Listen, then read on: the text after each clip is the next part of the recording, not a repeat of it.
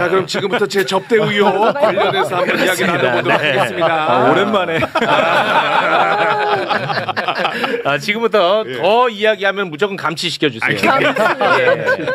지기현 룸살롱 의혹, 접대 의혹 있었잖아. 사진도 존재하고. 오랜만이죠. 야, 근데 이게 지금 아무 일도 없다는 게 이게 맞아요. 환장을 노릇입니다. 공수처에서 그런데 이제 최근에 소환 조사 받은 사실이 언론을 통해서 알려지게 된 겁니다. 택시앱 기록 이용 기록을 압수수색한 지 6개월 만이야. 6개월 만.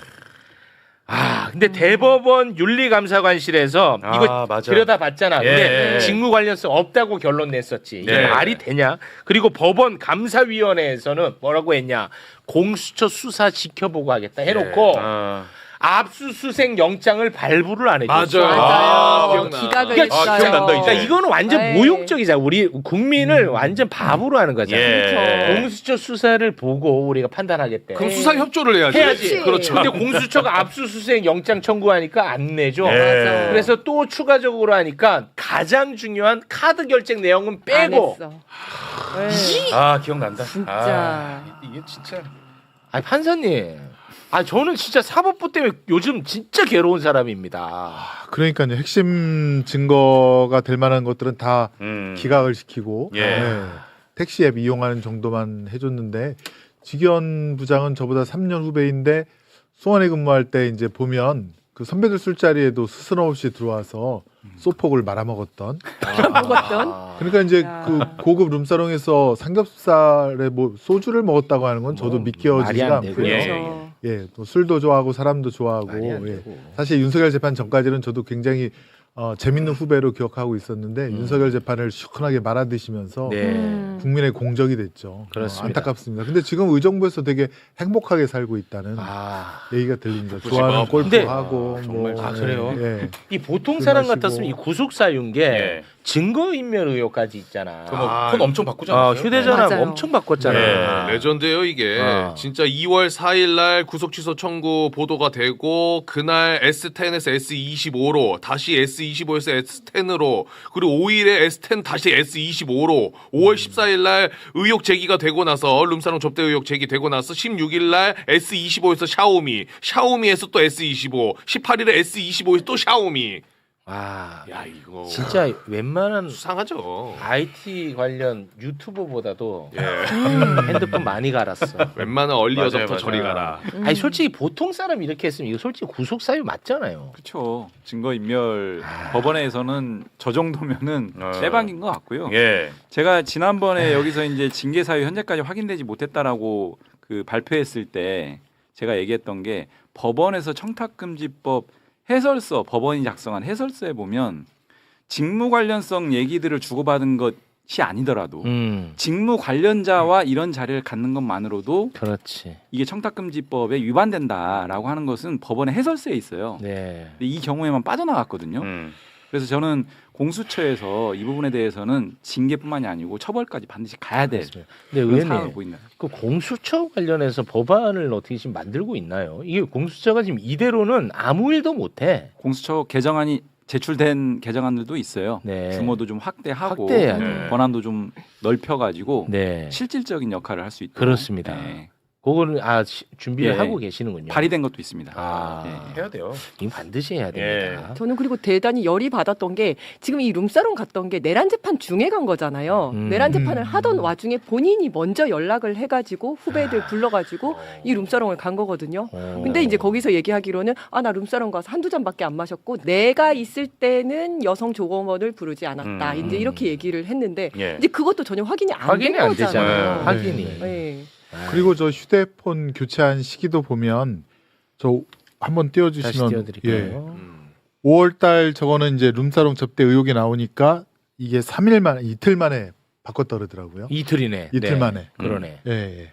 저거는 완전히 증거 인멸이고. 그렇죠. 그다음에 저 2월 4일 날 바꾼 거는 이제 윤석열이가 구속치 취소시켜달라고 청구한 날 그날 바꿨다고 합니다. 바꿨고, 맞습니다. 그러니까 이건 저기 풀어줄 결심을 하고 아마 그 직전에 뭐가 전화 통화를 법원 행정처 누가 했든가 아니면 카톡으로 뭐가 지시가 내려오지 않았을까라는 의혹을 충분히 할 만한 의심할 만한 그런 시기가 그렇습니다. 속상합니다. 네. 그래서 저거는 정말 중하게 봐야 됩니다. 중하게 봐야 되는데 지금도 뭐 댓글에서는 관심이 없나 봐. 이렇게 중요한 얘기. 전부 다 조국 김용남이야. 조국 김용남. 이렇게 얘기하고 있는데. 아니 이 얼마나 문제가 심각해. 1시간 10분째 지금 계속. 조국 김용남이. 남들이 보면 조국이랑 김용남 두 명이 내란 진짜. 두 사람이 내란 일으킨 줄 알겠다고. 진짜 요새 매우시군요. 모르겠어요. 나도 아직 배우니까. 아유 참. 그러니까 뭐 지기현이 지금 골프 친다고요? 아주 행복하게 살고 있다. 이런 걸 원하시는 거지 뭐. 진짜 많아. 그러니까. 아니 나를 시간으로 바꿔가지고 윤석열 빼내 준 것도 그게 우리가 얼마나 큰 고통을 겪으면서 그 맞습니다. 광경을 지켜봤어야 하는데. 네. 이게 지금 특검에서 거기에 대해서 지금 뭐 압수수색하고 조사를 하고 있다고 하는데 어쨌든 계속 지켜봐야 합니다. 그 정말로 이제 본인은 구속 취소를 하고 그다음에 검찰에서는 즉시 항고를 포기를 하고 이렇게 된 거잖아요. 네네. 그리고 윤석열의 변호인들은 그날 1박 2일 동안 윤석열이랑 같이 있으면서 그렇다면 셋이서 미리 얘기가 된 거 아닌가라는 생각을 충분히 해볼 수 있는 거잖아요. 네.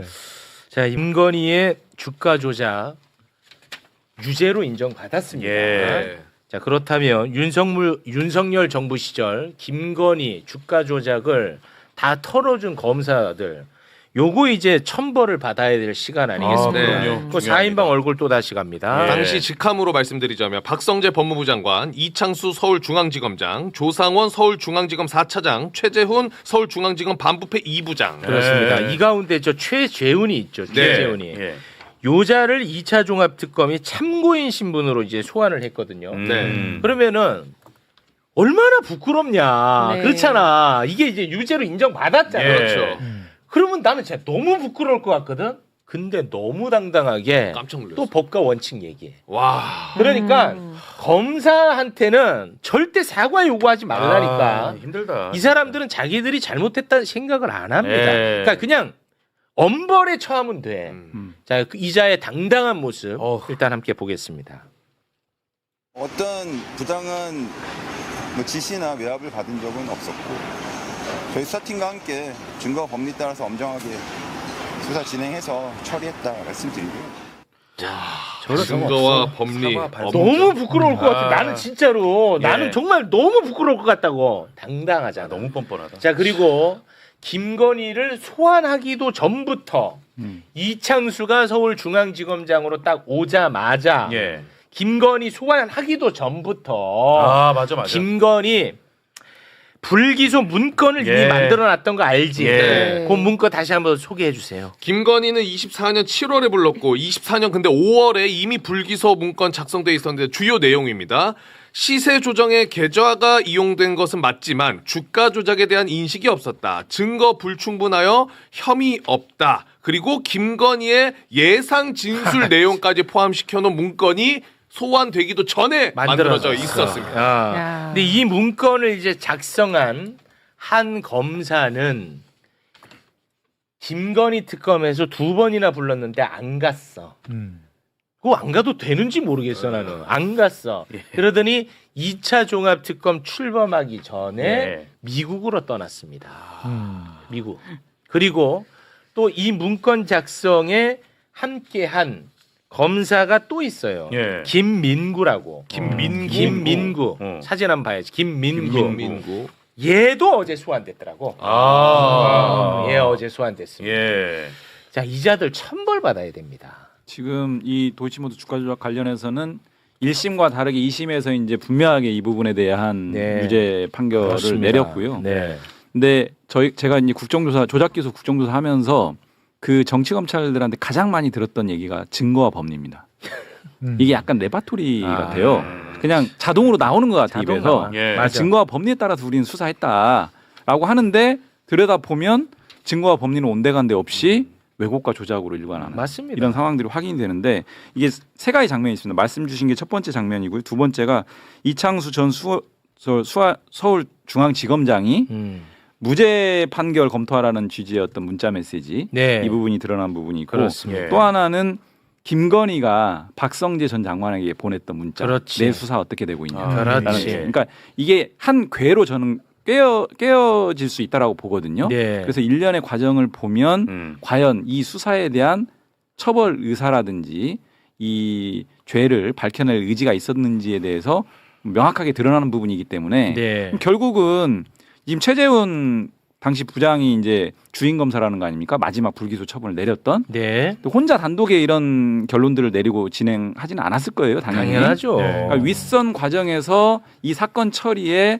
종국적인 결론을 어떻게 가져갔는지까지를 밝혀내는 게 이제 핵심이고 그렇습니다. 저는 그 과정에서 분명히 직무유기 등의 어떤 범죄 혐의가 드러날 수 있다 이렇게 좀 보고 있기 때문에 네. 분명하게 짚고 넘어가야 됩니다. 이 부분. 그렇습니다. 최재형 부장은 정말 부끄러운 줄 알아야 됩니다. 왜냐하면 김건희를 조사하면서 그 예전 청와대 옆에 경호처 건물에서 휴대폰 뺏긴 채 맞아요. 조사를 맞아요. 했다는 거잖아요. 예. 그런 검사가 어디 있습니까? 그런데도 저렇게 부끄러운 줄 모르고 저러고 있는 것을 보면 저도 뭐 우라통이 그냥 치밀어 오르고요. 그렇습니다. 또 그때 당시 윤석열 때 근데 손준성 보시면 손준성이 고발 마치- 사주고. 예, 김건희의 사설 로펌 아닙니까? 그렇습니다. 공무원인 검사가 진짜. 김건희 그거 범죄 가려주느냐고 사설 로펌처럼 응의연서 내고 고발장 대신 써주고 근데 똑같은 짓을 이쪽 최재훈 부장 쪽도 네. 하고 있는 거 아닙니까? 그렇습니다. 예. 그런데도 지금 아직까지 어떠한 처벌도 받지 않고 있다는 사실 꼭 아셔야 되고요. 그리고 또 분노할 만한 일이 있습니다. 서울고검 인권 침해 TF에서 이른바 연어술 파티 의혹에 대해 감찰했고 9개월 만에 연어술 파티 있었다는 결론 내렸죠. 그러면 이제 박상용이 징계받아야 돼. 그럼요. 맞지? 그런데 이놈의 검사 하나 징계하는데 뭔 절차가 이렇게 까다로운지 진짜. 모르겠습니다. 대검 감찰위원회를 먼저 열고 네. 그다음에 구자연 검찰총장 대행이 법무부에 징계를 청구하면 그제서야 이제 뭐 징계를 할 수가 있어. 그런데 이제 어제 대검 감찰위원회가 열렸습니다. 그런데 대검 감찰위원회에서 박상용이를 부르지 않았어. 근데 이놈은 박상용이는 그냥 지가 밀고 들어간 거야. 그래서 기자들 앞에 섰어. 그래서 막 하소연해. 그런 다음에 밑도 끝도 없이 그냥 기다렸어. 나 소명하고 싶다고. 그러면은 부르지도 않았단 말이야. 그러면 얘는 그냥 혼자 기다렸다 집에 가면 돼. 그렇죠. 그런데 얘를 그렇게 오래 기다렸어. 불러줘서 소명을 들어. 아, 또 들었어요? 와, 그러니까 검사들은 무슨 뭐 화내고 떼쓰고 하면 다 들어줘. 박상용이가 그냥 왔다니까. 기자들 앞에서 뭐 어떤 이야기했는지 그거 잠깐 보고 오겠습니다. 소명을 할 수 있는 기회가 전혀 주어지지 않은 채 정해진 결론에 의해서 징계가 이루어져서는 안 된다고 생각을 합니다. 그리고 기다리고 있었다 민원실에. 그러니까 불렀어. 와. 소명 들어줬어. 뭐 절차 이런 것도 없네. 없어 검사들은. 아 정말 미치겠습니다. 대검 감찰위원회는 이제 그 출석을 반드시 시켜야 되는 건 아니거든요. 네. 그래서 이제 판단해서 출석 여부를 이제 감찰위원회가 이제 결정하면 되는 건데 통지를 출석할 그 부분에 대해서는 통지를 별도로 안 했어요. 안 했어요. 그냥 무작정 기다리고 네. 들어가서 얘기하고 그걸 불렀어. 이런 방식이었던 거죠. 우리 국정조사 때도 선서 안 하겠다고 그렇게 네. 하고 지 멋대로야. 증언은 하겠다는 거고 그렇게 했는데 저희는 결국 증언은 못하게 했죠. 그렇습니다. 너무 잘하셨어요. 예. 아, 근데 진짜 얘기하신 것처럼 검사의 징계 절차가 이렇게 복잡한지 저 처음 알았어요. 그렇습니다. 결국에는 대통령이 또 그거를 결정을 해야 되는 시스템이 말도 안 말이 돼. 안 돼. 일반 공무원입니다. 공무원인데. 예.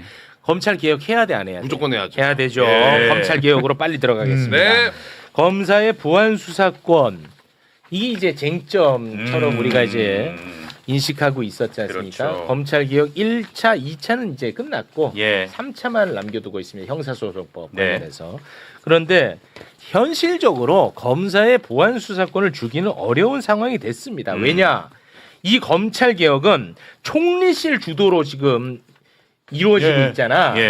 그런데 일주일 전에 김민석 총리가 보안 수사권은 폐지하는 것으로 원칙으로 논의하라고 지시를 했었습니다. 네, 국무총리실 산하 검찰개혁 추진단에 검사에 대한 보안 수사권은 폐지하는 것으로 방향을 잡되 이를 바탕으로 보안 수사 요구권 부여 여부를 논의하라. 이렇게 딱 얘기했어요. 네. 그런데 어제 헤럴드 경제를 보고 제가 정말 또 까무라치는 줄 알았습니다. 헤럴드 경제에 따르면 정부에서 정권 송치를 검토하고 있다라는 보도가 있었습니다.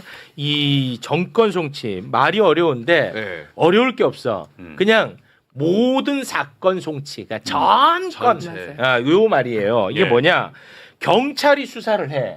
그다음에 경찰이 수사를 했는데, 이건 죄가 없는 것 같네. 혐의가 없어. 무혐의 처리.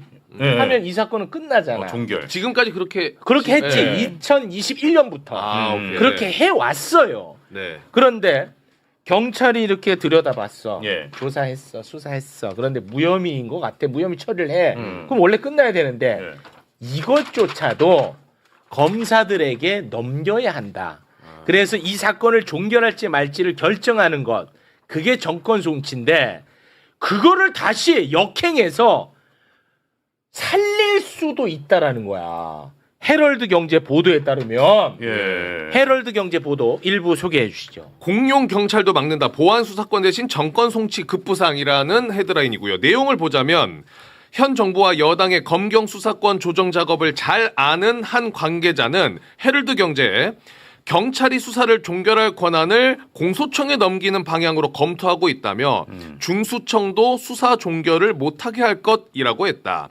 정부 내 형사소송법 개정 논의에 관여하는 다른 관계자는 수사 개시권과 종결권을 분리하는 정권 송치는 형사사법체계 완성이자 최소한의 견제장치라고 말했다. 이 관계자는 수사에 착수한 기관이 종결까지 마음대로 할 수 있다면 수사권이 오남용될 여지가 크다며 경찰의 사건 암장 등은 경찰이 수사 개시권과 종결권을 모두 가진 데에 대한 부작용이라고 했다. 라는 보도 내용이에요. 이 큰 따옴표로 인용 보도예요. 네. 매우 구체적이죠. 근데 이 보도에 대해서 바로 국무총리실 산하 검찰개혁 추진단에서 반박 보도 자료를 냈어요. 네. 전권 송치 도입 등 경찰의 수사 종결권을 회수하는 방안이 검토되고 있다는 보도는 사실과 다르다라고 입장을 또 냈습니다. 그러니까 이거를 어떻게 받아들여야 될지가 헷갈리는 거야. 다행이네요. 그러니까 그 김민석 총리는 분명한 입장이 있습니다. 지금 검찰 개혁과 관련해서 애초부터 보안 수사권에 대한 입장은 명확하게 밝혔거든요. 그렇습니다. 교통정리 되기 전부터. 맞아요. 보안 수사권은 존치하는 것에 대해서 이제 그럴 필요가 없다라는 입장을 분명히 밝혔고 이번에 이제 사실상 그 토론 과정들을 쭉 거쳤어요. 한 2, 3개월 정도를 마지막 토론에서도 분명하게 이제 그 앞서서 이런 입장을 분명하게 밝혔고요. 정권 송치는 제도 역행일 뿐만이 아니고 그 형사사법 체계의 또 다른 혼선을 이야기합니다. 이미 송치 불송치라고 하는 트랙으로 나눠서 이제 제도가 세팅이 돼서 수년 동안 이렇게 진행이 왔고 이런 것들이 정착이 돼가는데 다시 한번 그걸 또 역으로 돌리면 여러 가지 혼선이 생깁니다. 그리고 기존에 저희가 계속 비판했던 검찰권의 오남용에 또 중요한 또 기제로 작동할 수 있기 때문에 이 부분을 굳이 그렇게 할 필요가 없고 이미 현행 형사소송법에 보면은 송치되던 불송치되던 검찰이 다시 한번 들여다볼 수 있는 장치들이 있어요. 불송치되더라도 사건 기록은 다 넘어가거든요. 넘어가서 들여다보고 만약에 이 불송치 자체에 대한 그 경찰의 판단이 문제가 있다. 위법하거나 부당하면 재수사 요청권이라는 게 있어요. 오히려 그런 부분들을 더 활성화해서 하면 되는데 그렇습니다. 그런 거 안 해요, 잘. 네, 그런 거를 우리가 고민해야 돼. 그래서 맞습니다. 전권 송치 제도를 도입하지 않더라도 지금 경찰의 어떤 이런 부분들에 대한 사법적 통제라고 하는 것들은 있는 장치를 실질적으로 활용하고 부족하면 그거를 보완하는 방향으로 가야지 제도를 역행하는 건 맞지 않다. 이렇게. 그렇습니다. 그러니까 이걸 보면 이 언론 보도를 보면 김민석 총리의 뜻을 거스르는 검찰개혁 추진단 내부에 누군가가 있는 거야. 그러니까요. 뭔가 냄새를 살살 피우고 있는데요.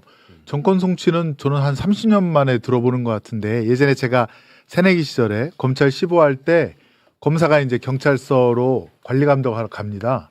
그러면 이제 경찰에서는 사건부를 갖다가 쫙 펴놓고 검사가 와서 쓱 이렇게 조사를 합니다. 이게 사건을 갖다가 진짜 아까 사건 암장이라는 표현이 있지 않습니까?